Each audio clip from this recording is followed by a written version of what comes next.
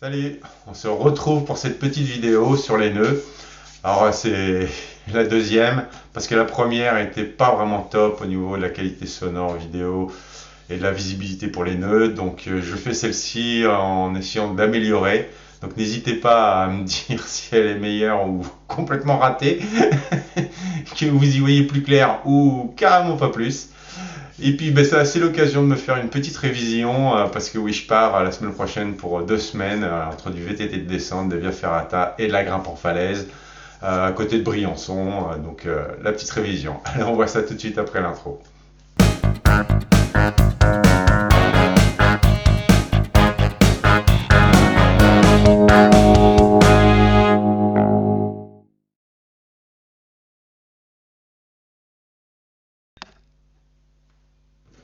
Nœud de 8. Et ben voilà. Vous prenez donc une corde. Vous prévoyez à peu près 1m20, 1m50. Vous voyez, on va retourner là comme ça. Vous prenez votre corde, passez ici, prenez un premier cercle, vous la passez derrière et vous revenez dans cette boucle. Vous voyez déjà la forme du 8 qui se dessine et vous tirez sur la ganse.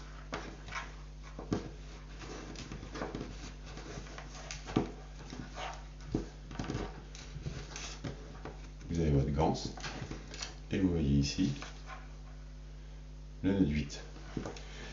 Ici, laissez toujours un brin, ne le mettez jamais ici au bord. En vue des manipulations, lorsque vous grimpez, si jamais vous le laissez au bord ici, ça va bouger et ça risque de défaire le nœud. Puis là, ça peut être le drame. Bon, ici, il est large, hein, mais en général, on laisse une main à 2 mains maximum pour pouvoir manipuler. Ça va vous faire, par exemple, lorsque vous êtes en train de monter une moulinette. Vous voyez, vous mettez le mousqueton à la suite et hop.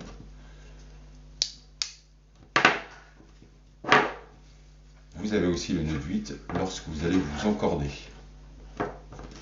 Donc en fait, vous prenez tout simplement votre corde comme tout à l'heure, vous prenez le brin ici et vous faites la même chose en fait. Vous revenez et vous repassez derrière. Si vous voyez, le 8 est dessiné. Ce brin ici va aller derrière en fait sur votre pontet. Alors jamais l'anneau de service, c'est le pontet, il passe. Et vous allez revenir dans le nœud exactement où vous passez. Imaginons, vous êtes accroché à votre pontet ici, pontet, hein, pas anneau de service. Et donc ce brin de corde là va repasser tout simplement là où il est passé. Donc on resuit le même chemin. Donc je repasse ici. Cette partie, la ganse, vous la mettez au plus près de votre baudrier sur le pontet. Vous serrez le nœud au maximum. Et vous repassez tout simplement.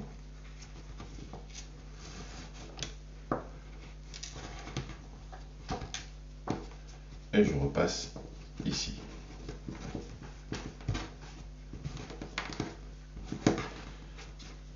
Vous serrez bien. Vous voyez une main à peu près.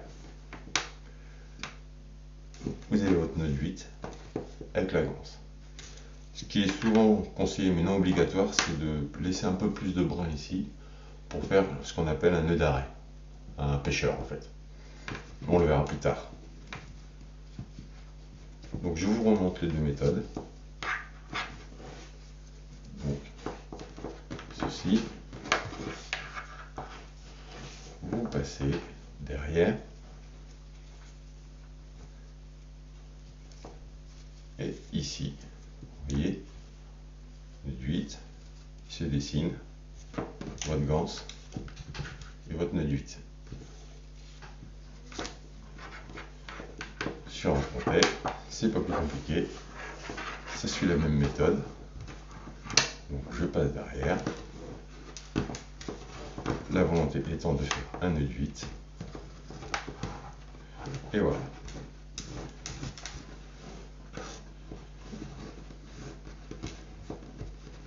Le nœud de 8 il est là. Je m'accroche sur mon pontet. Je reviens donc dans le nœud et je suis le chemin.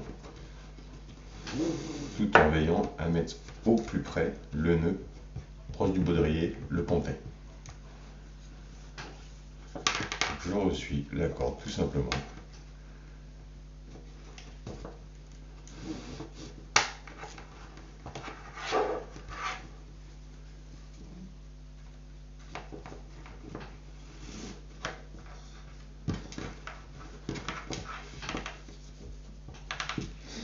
Le nœud de 8. Comme je vous disais tout à l'heure, vous pouvez faire un nœud d'arrêt ici. Je vous le montrerai plus en détail tout à l'heure.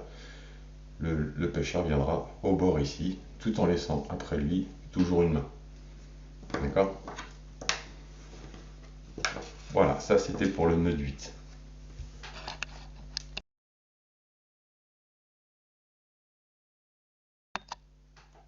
Le nœud de chaise. Le nœud de chaise, c'est la même chose que le nœud de 8. J'ai tendance à le préférer, mais à savoir que le nœud de 8 est vite contrôlable, plus vite.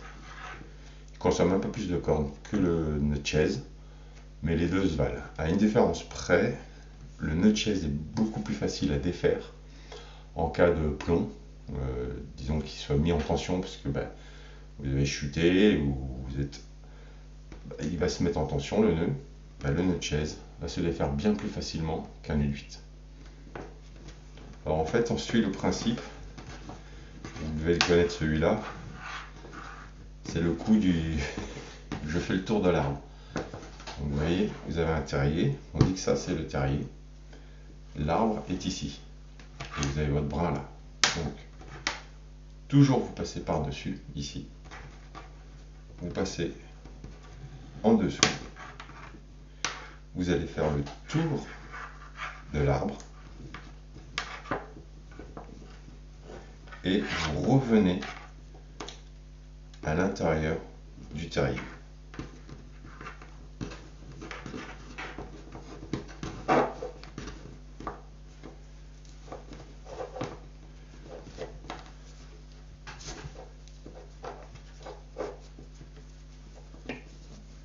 Votre ganse ici et votre nœud de chaise ici, le brin ici, et là il est vivement conseillé de faire le fameux pêcheur, le nœud d'arrêt en fait, le bloqueur pour pas que ça se sauve en fait. Donc là au plus près, cette corde bien sûr elle est passée dans votre baudrier, côté pontet toujours. Et voilà. Et vous voyez, même si vous le serrez à max, déjà le nœud de pêcheur est très rapide à défaire. Hop, hop. Et vous voyez, le nœud de chaise, et c'est pour ça qu'on accroche toujours avec le nœud d'arrêt ici, car il peut avoir tendance avec les manipulations à glisser ici, et surtout si votre brin ici est très court. Donc imaginons, votre brin est là.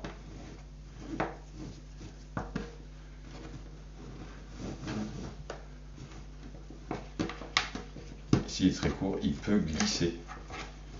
Bon, beaucoup plus court, hein. Mais dans vos manips, lorsque vous allez en falaise ou autre, ça risque de frotter.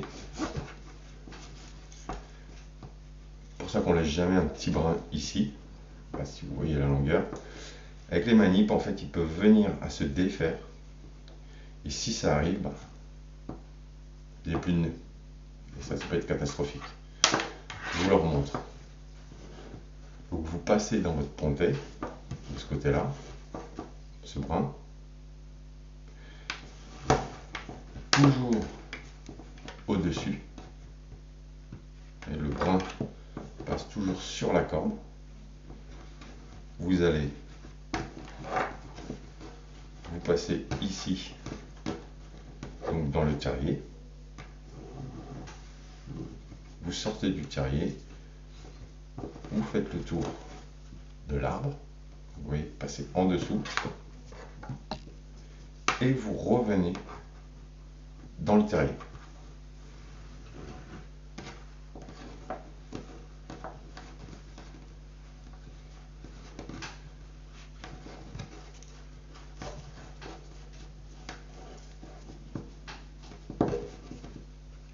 Vous serrez bien fort et ici vous n'oubliez pas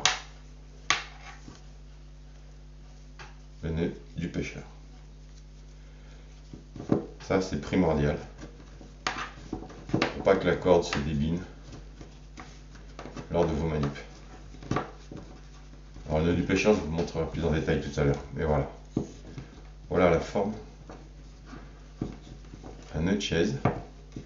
Vous êtes accroché par votre baudrier ici, sur le pontet. Nœud de chaise. Et le nœud d'arrêt ici, le pêcheur. Pour pas que le brin ici se sauve. Voilà. J'espère que ça vous aidera. Chacun choisit son type de nœud. J'ai une préférence pour celui-là. Mais parfois, lorsque vous partez avec un guide ou autre chose, ils préconisent le 8 et vous forceront à faire le 8 parce que c'est plus facile pour eux de le vérifier sur vous qu'un nœud de chaise.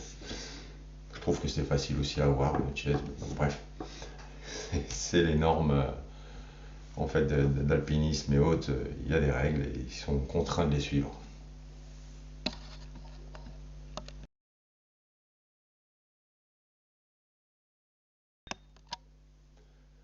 Le nœud mâchard français. Ce nœud va vous permettre notamment de faire un point d'ancrage sur une corde fixe, une remontée sur corde fixe toujours, ou vous aider à descendre sur une corde fixe, toujours corde fixe. La manip est très simple. Donc, vous avez votre cordelette, qui va nous servir à faire le nœud mâchard français. Nous imaginons qu'ici, vous avez votre corde fixe. Et donc, vous allez réaliser un point d'ancrage sur celle-ci. La méthode est très simple. Vous prenez un bout de votre cordelette, passez en dessous sur votre corde principale. Vous gardez ce bout-là et vous allez faire des tours ici. Hop.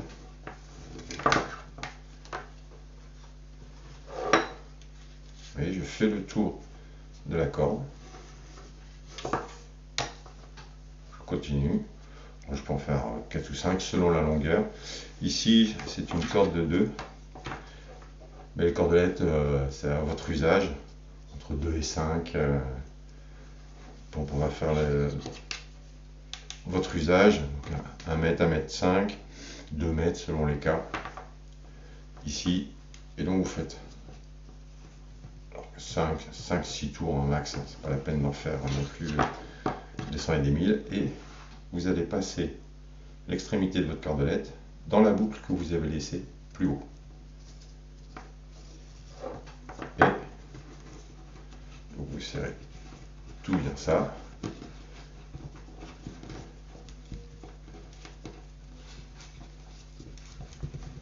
Voilà, ce qui représente ceci. Votre corde ici, votre cordelette, si vous voulez la descendre, si vous la prenez qu'il n'y a pas de tension, votre corde tendue, vous pouvez monter et descendre. Mais imaginons maintenant que ceci, là, vous mettez une tension. Et regardez bien, je tire ici, il y a une tension. Le nœud se bloque. C'est pour ça que l'on appelle ça un nœud autobloquant. Très utile, notamment pour faire un point d'accroche, pour la descente, vous sécurisez, ou pour remonter sur corde fixe, toujours, corde fixe. Voilà.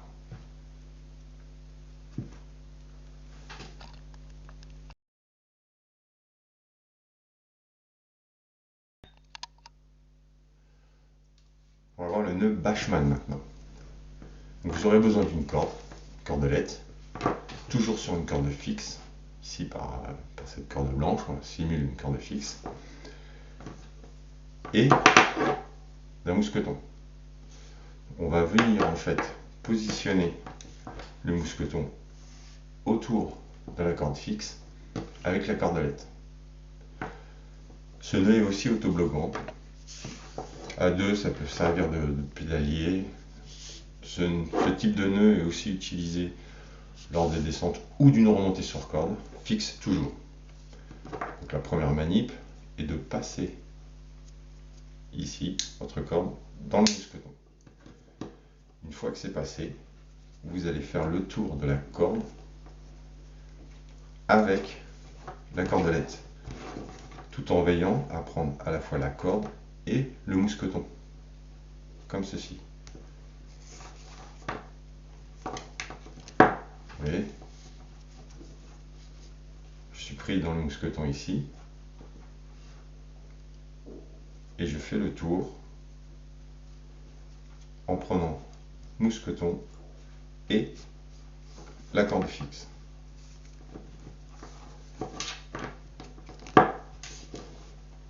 J'en continue, j'en fais plusieurs tours.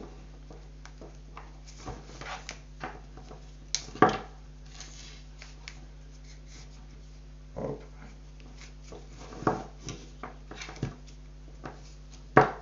Hop.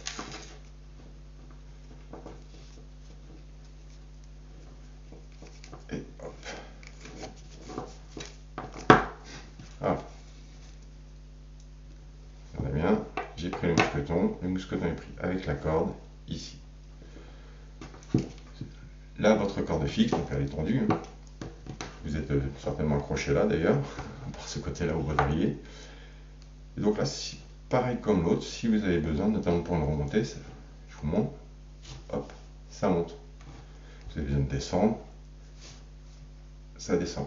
Par contre, là vous allez le voir, si j'exerce une force ici, ça ne bouge plus. D'où le terme autobloquant. Et hop, ça ne bouge plus. Mais par contre, si je le reprends, ma corde est tendue, je peux le redéplacer vers le haut comme vers le bas. S'il y a une tension, terminé. Voilà, ça c'est le nœud Bachmann.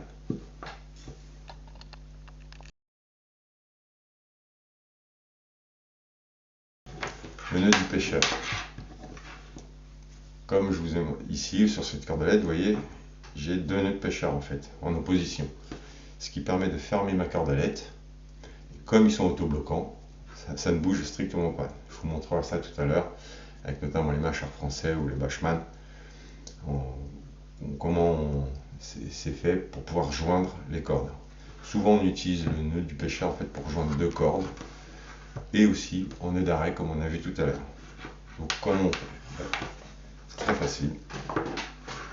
Vous avez un brin ici, et vous allez faire en fait le pêcheur sur celui-ci. Donc vous faites un tour, deux tours, et vous repassez à l'intérieur.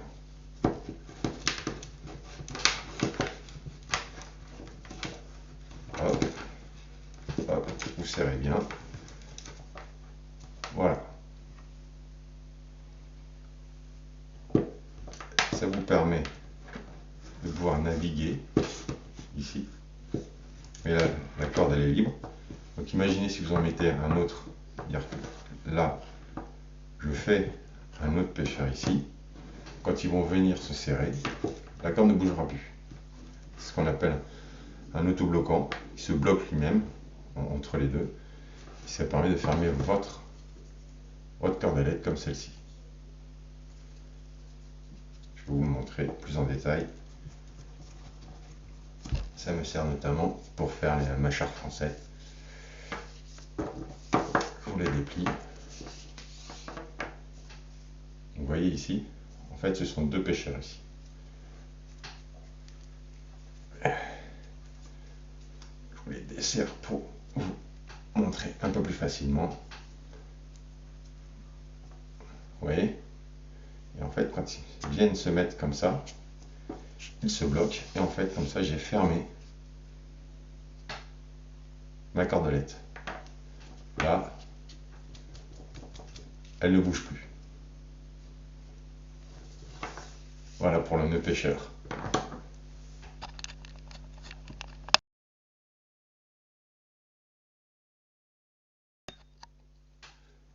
On va voir premier temps le demi-cabestan et le cabestan. Le demi-cabestan peut vous sauver la mise en rappel de quelqu'un pour l'assurer ou descente. Pas forcément très conseillé, mais à défaut, si votre matériel, je sais pas, votre plaquette d'assurage, avec de bol, vous a échappé des mains ou vous êtes à 2000 mètres, ça peut être une solution pour pouvoir redescendre. Voilà, je vous montre. Le nœud demi-cabestan et après le cabestan. Passez la boucle ici, faites une boucle tout simplement, et vous repassez la corde dessus. Et alors, sur un mousqueton ou sur une corde, à vous de voir, comme ça vous en avez besoin. Et donc je le serre. Et vous voyez, l'assurage dont je vous parlais tout à l'heure, voilà, ça marche. Et il peut pivoter dans les deux sens. C'est le côté pratique. Il se remettra en position automatiquement. Ça, c'est le demi-cabestan. Je vous le remontre. Très facile à faire. Vous faites la boucle ici. Vous repassez par-dessus. Vous faites ça sur une corde ou ici, le mousqueton. Et voilà. Demi-cabestan. Le cabestan est pas beaucoup plus difficile à faire. Vous faites donc la boucle comme tout à l'heure. Vous allez en faire une autre dans l'autre sens. Ce qu'on appelle en fait les oreilles de Mickey. Ah, petit pense-bête. Donc il y en a une qui est dessus et une qui est dessous. Vous venez mettre les boucles les unes sur les autres. Et les pointes. Ici, les cordes se croisent à l'intérieur.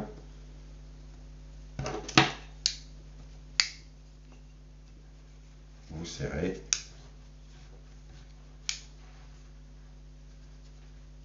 Voilà.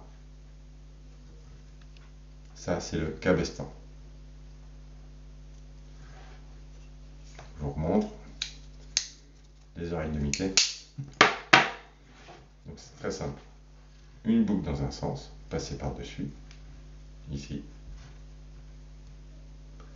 Et vous faites l'autre en passant par-dessous. Les fameuses oreilles de Mickey. Je croise mes boucles.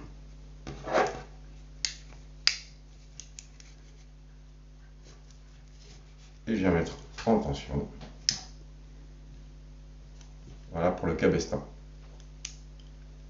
Amusez-vous et entraînez-vous à répéter les nœuds. C'est toujours mieux après, lorsque vous serez en grimpe, d'être plus familiarisé avec tous ces éléments-là. À pas se poser de questions.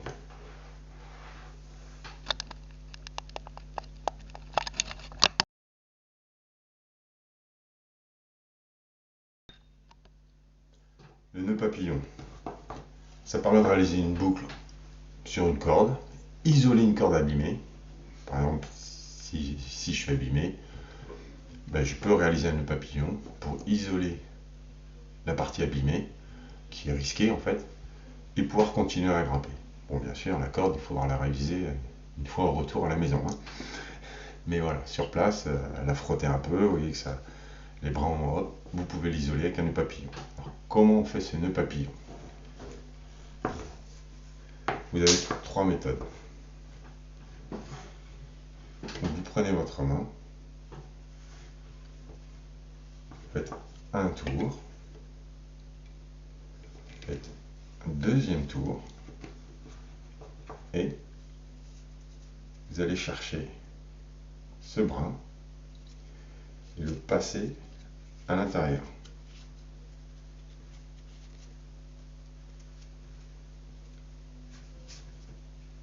Donc le brin ici est passé à l'intérieur. Je serre.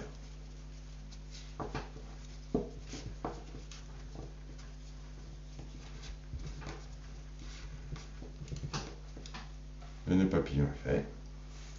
Et vous voyez ce que je vous ai dit tout à l'heure. Si cette corde est abîmée, vous venez de l'isoler. le nœud est très sûr et vous pouvez continuer à grimper pour terminer votre session en sécurité et pas risquer de travailler avec une partie de corde abîmée. Ça peut paraître aussi d'accrocher deux cordes ensemble, différentes utilisations sur le nœud papillon. Donc ça, c'était la première méthode. Je vous la remontre.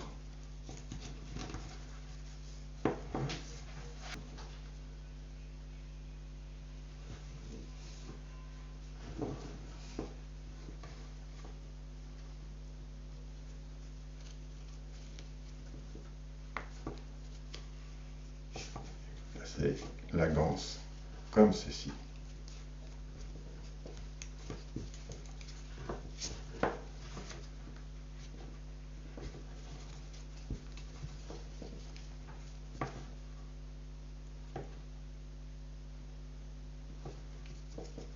Première méthode. Seconde méthode, vous choisirez celle que vous préférez. Prenez tout simplement votre corde et vous allez la faire tourner sur elle-même. Vous voyez, je croise ici une fois. Je refais une deuxième fois. Ici, vous voyez, je viens séparer cette boucle et donc là pour pouvoir faire le réglage, vous voyez, et je vais venir mettre la ganse à ce niveau-là. Je la passe ici.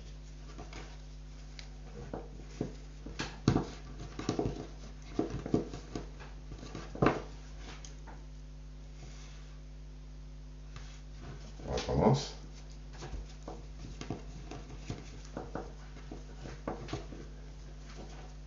Prenez votre corde. Faites un premier chevauchement. Ici. Faites un second chevauchement. Ici. Vous venez séparer. Vous venez superposer. Passez bien derrière le chevauchement ici. Et vous passez dans le trou ici, votre ganse.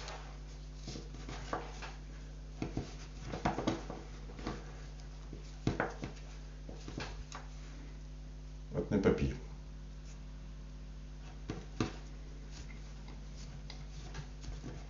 Et la dernière méthode, vous choisirez celle que vous voudrez. La troisième méthode, vous allez voir qu'en fait, elles se ressemblent toutes finalement, si vous regardez bien. Je fais une première boucle, je fais sa deuxième boucle ici, je viens la superposer. Vous voyez, si vous regardez tout à l'heure, celui qui était précédemment, on fait quasiment la même chose. Vous voyez les croisements ici. Et donc, je viens prendre le brin et je le passe ici.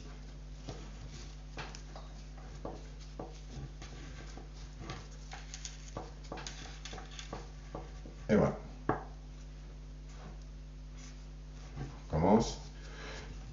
Ils sont tous faciles à faire. Enfin, après, c'est celui que vous préférez. Donc, je passe dessus. Je fais la deuxième. Je passe dessus. Je superpose. Et je viens tirer sur le brin que je passe entre les deux.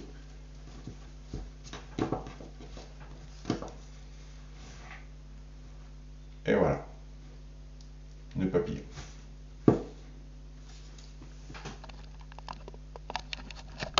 Bon ben voilà pour cette petite vidéo, version 2.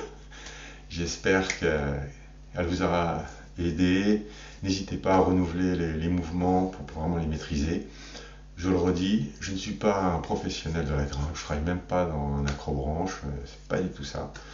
Sauf que j'en ai besoin, parce que j'aime grimper en falaise, en bloc. Également j'en ai besoin quand je fais du canyoning, ce genre de choses. Donc j'apprends toujours.